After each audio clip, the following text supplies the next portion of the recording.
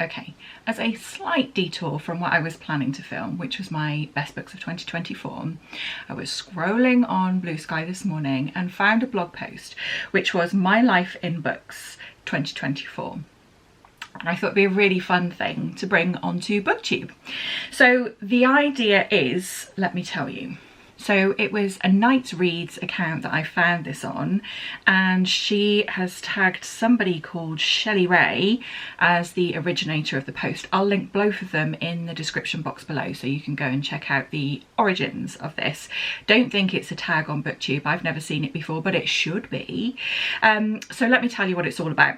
The idea is that you have a sentence about 2024 and you use book titles from books that you've read in 2024 to complete that sentence. So it's not about the books themselves or the content, it's just about the title and using a title of a book that you've read this year to summarise an element of the year. So let me give you an example. This is from Shelley Ray's post, which I would have stolen if I'd have read it because it's great.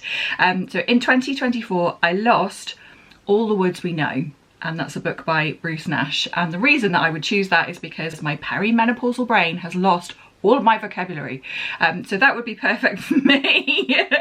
So I've had a go at this. Like I said, I'll link their blogs in the description below and I'll link the prompts if you want to have a go at this. I would love to see loads of people do it. I think it's really, really good fun. Okay, so let's begin. So 2024 was the year of perfect people. So I've made some really great new friends in 2024, really unexpectedly, which has been a massive highlight for me this year, both in real life, and I joined BookTube this year and have had the pleasure of kind of like joining and participating in that community more actively, and it's just been a real joy. So for me, 2024 has been the year of perfect people. So thinking about intentions at the start of the year, in 2024, I wanted to be really good, actually. Could not use this, right? Yeah, best laid plans and all that. I have no idea what I was expecting from 2024 this time last year, but it wasn't what I got, which was a little bit of a dumpster fire in some ways, but we are so ready to put that behind us. So we're taking these vibes with us into 2025 instead. Yeah, so in actual fact, in 2024, I was wayward. I mean, it's really funny. I think it's really funny. Am I just laughing at my own jokes? There's a really strong chance that I'm just sat here laughing at my own jokes. It's okay. Yeah, Wayward by Amelia Hart. That was kind of the vibe that I think that I brought to the year, as opposed to really good, actually. It was pretty wayward. However, in 2024, I gained a work-life balance. Unexpectedly, I have joined a couple of groups. So I joined an extra book club, so that's 2 that I go to, and I also started taking part in a singing group, and just having like regular stuff outside of work that I need to get home for has been really good for me. And yeah, it's been like I say, it's been a great opportunity to meet new people and just kind of strike that better balance between not thinking and focusing and not everything being about work all the time.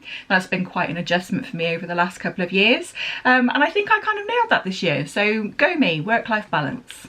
In 2024, I lost some of my grit, I think. I've always considered myself to be very sensitive, always, but also quite a resilient person, so I'll cry about it, but I will get on with it, if you know what I mean. But I feel like I've lost that sense of resilience this year. I could probably speculate as to a few reasons why. Looking back, I've been much more easily kind of like knocked off kilter than I would previously have been. So that's been a useful reflection. I don't know what I'm going to do about it. Maybe nothing. Maybe just acknowledge it and let it be. Who knows? But yeah, I feel like I've lost a little bit of grip this year. In 2024, I loved my clueless dogs. Always. My 2 dogs, Brennan and Sam, are the source of all of my joy, or at least 90% of it, and that will always be the case. And chances are I will read another book this year that's got something to do with dogs, and this will be my answer next year too. In 2024, I hated the paradox of choice. So one of the things that was a bit of a car crash this year was my kind of career and work life, we went through a restructure at work, which was really tough. And so I've been forced to make some decisions about my career path and my work life. Where I've ended up is fine. Like I've got a stable job to go back to. I'm starting a new role in January. It's all great, really lovely team. It's all going to be great. But what I don't like is the illusion of there being choice, but actually feeling like you're being forced down a route that you wouldn't have chosen, or at least not chosen in that moment.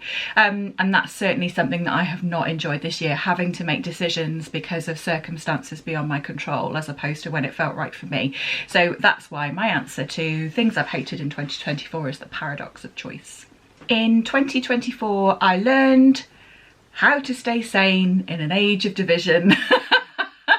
It does feel, doesn't it? I mean, I said my 2024 felt like a bit of a dumpster fire, but you know, on a personal, on a professional, on a national, on an international level, it just feels like the world is kind of coming off the rails a little bit at the moment, doesn't it? So actually this book by Elif Shafak was a genuine balm to that. I'm not sure I have nailed how to stay sane through all of that, but I've certainly tried to make adjustments in my life to kind of manage all of the atrocities going on in the world, kind of like coming at you through the news, and how and when you digest stuff on social media, and all of that has kind of like impacted on how I've managed staying sane in this age of division, which it certainly is. In 2024, I was surprised by gathering, I'm going to say. This introverted, kind of slightly socially anxious person has done quite a lot of socializing this year, unexpectedly, and it's been okay.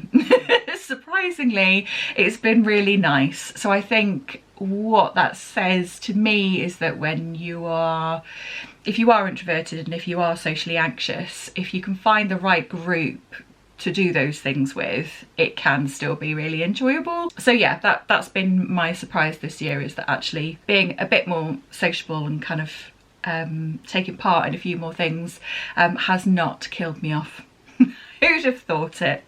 In 2024, I went to Elizabeth and her German garden. This is slightly not true. I actually went to Rebecca and her German garden. So I went to visit my sister Rebecca in Germany in the summer and hung out in her very beautiful German garden, where I read this delightful book actually, and had a wonderful time. And that was really one of the highlights of my year.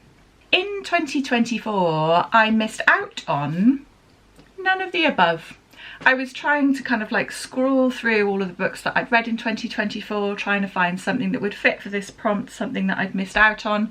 And then I went backwards and thought, well, what have I missed out on? I can try and find a book to fit that. And I couldn't think of anything. I don't feel like I've missed anything too much. So we've gone for None of the Above by Travis Alabanza.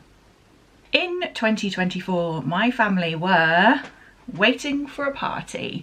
So on both sides of the family actually, my partner's niece got married in August, so there was a lot of build up to that. We were waiting for a party in the lead up to her wedding, and then shortly afterwards my sister has announced that she's going to get married next year, and so we are once again as a family waiting for a party.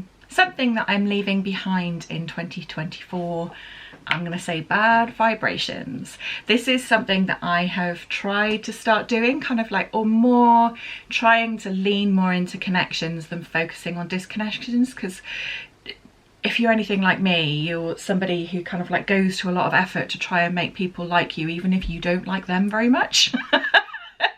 And I want to kind of let that go, and actually, instead of trying to do that or worry about what it is that people don't like about me or what it is that isn't working with a certain connection, actually focusing on where the connections actually are. So I shall be leaving behind bad vibrations in 2024. And last but not least, in 2025, I hope to be a fortunate woman. I hope you've enjoyed this. It was really good fun just kind of like throwing this together this morning. I would love to see you have a go if you fancy it. Do tag me if you do. And I will see you again in the next video, which will probably be my best books of 2024.